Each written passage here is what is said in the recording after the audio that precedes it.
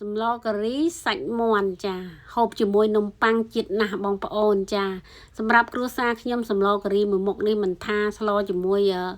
សាច់មន់សាច់ជ្រូកសាច់គោអីទេបងប្អូនចាភាគច្រើនគឺពួកយើងចូលចិត្តហូបតែម្ដងចាហើយឧស្សាហ៍ធ្វើទៀតបងប្អូនចាប្តីខ្ញុំឯណាគាត់ថាសម្លការីសាច់មន់ថ្ងៃនេះគឺឆ្ងាញ់មែនតែនចាគាត់ហូបជាមួយនឹងនំប៉័ងបងប្អូនចាឥឡូវមកមើលគ្រឿងផ្សំចាខ្ញុំរៀបចំកាត់រួចអស់ហើយគ្រឿងក៏បុកហើយដែរបងប្អូនចាចាំទស្សនាការធ្វើរបស់ខ្ញុំទាំងអស់គ្នាចាឥឡូវខ្ញុំចាក់ប្រេងឆាចូលឲ្យរៀងក្តៅបន្តិចខ្ញុំគិតថាសម្លការីខ្មែរយើងភាគច្រើនដូចថាបងប្អូនយើងក៏ចេះធ្វើចាគ្រាន់តែការធ្វើមានភាពខុសគ្នាតិចចាឥឡូវខ្ញុំចាប់ផ្ដើមដូចថាដាក់ម្ទេសដែលខ្ញុំចិញ្ច្រាំម្ទេសឆ្អើបងប្អូនចាហើយខ្ញុំដាក់ផ្កាច័ន្ទ3 4ផ្កាអញ្ចឹងចូលទៅបន្ទាប់មកគឺកាពិនឹងឯងបងប្អូនចាឆាជាមួយនឹងម្ទេសឆ្អើផ្កាច័ន្ទនឹងឲ្យរៀងឈ្ងុយបងប្អូនចាំដាក់គ្រឿងចាគ្រឿងដែលបុកនោះមានគល់ក្រៃម្ដេងល្មៀតខ្ទឹមសខ្ទឹមក្រហមហើយនឹងសម្បកក្រូចសើចឥឡូវខ្ញុំដាក់ប៊ីចេងចូលនឹងអំបិលចាដាក់មួយមុខបន្តិចសិនតើបងប្អូនចាទឹកត្រីដូចគ្នាបើបងប្អូនណាក៏អត់សូវចូលចិត្តទឹកត្រីដាក់តាមដូចថាបរិមាណដែលយើងចូលចិត្តណាបងប្អូនចាខ្លះគាត់ថាកុំដាក់ទឹកត្រីច្រើនចាដាក់តិចបានចាត្រូវឲ្យគ្រួសារនីមួយហូបខុសគ្នាឥឡូវខ្ញុំដាក់ស្ករត្នោតចូលហើយចាក់សណ្តែកដីដែលខ្ញុំបុករៀងទុចូលហើយនឹងខ្ទឹមបារាំងកាត់រួចហើយដាក់ចូលតែម្ដងឆាជាមួយសណ្តែកដីជាមួយគ្រឿងនឹងបន្តិចទៅបាទខ្ញុំចាក់ខ្ទិះដូងចាខ្ទិះដូងនេះខ្ញុំចាក់តែបន្តិចសិនទេបន្ទាប់មកខ្ញុំថែមម្សៅស៊ុបមាន់ទៅហើយនេះជាស្លឹកក្រូចសើចក្រៀម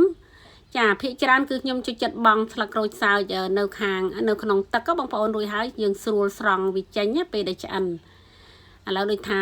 ខ្ទិះដូងទឹកខ្ទិះដូងពុះជាមួយគ្រឿងហើយខ្ញុំដាក់សាច់មាន់ចូលចាសាច់មាន់ថ្ងៃនេះមានជើងមាន់ច្រើនពីព្រោះខ្ញុំស្លមាន់មានតែមួយទេប៉ុន្តែជើងដូចថាសល់ពីយើងធ្វើម្ហូបអញ្ចឹងយើងដាក់ចូលតែម្ដងចានេះជាម្សៅការីបងប្អូនចាខ្ញុំចូលចិត្តបន្ថែមដូចថាប្រហែលជាមួយស្លាបព្រាអញ្ចឹងណាបងប្អូនចាដើម្បីឲ្យដូចថាការីយើងដូចថាក្លិនឈ្ងុយអញ្ចឹងណា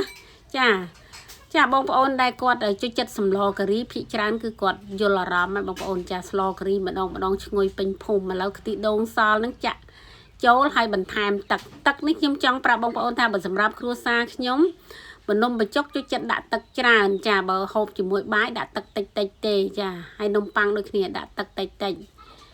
ចាបន្ទាប់មកគឺដាក់ការ៉ុតនេះវាដូចថារៀងរឹងជាងត្រប់ម្ល៉េះហើយខ្ញុំដាក់វាចូលមុនបន្ទាប់មកទៀតបានខ្ញុំដូចថាឲ្យការ៉ុតហ្នឹងពុះមកពុះសិនបានខ្ញុំដាក់ត្រប់ហើយនឹងសណ្តែកគួរបងប្អូនចាឥឡូវដូចថាពុះមកពុះហើយខ្ញុំក៏ដាក់ត្រប់ចូលចាបន្លែនេះពេលដែលយើងដាក់ទៅបាត់ភ្លើងហើយបងប្អូនចាត្រប់នឹងសណ្តែកគួរនេះបើមិនឆាប់ដកអស់ចេញពីចង្ក្រានទេគឺរលួយវល់វក់តែម្ដងតាដាក់តាខ្ជុងនៅក្នុងហ្នឹងក៏ពុះចាបាត់កម្របពុះនឹងរលួយទៅជាទឹកហើយបងប្អូនចាភាគច្រើនត្រូវចិត្តខ្ញុំពេលដែលខ្ញុំស្លសម្លការីម្ដងខ្ញុំចូលចិត្តការីខ្ញុំដាក់រៀងរលួយចាបានហូបទៅឆ្ងាញ់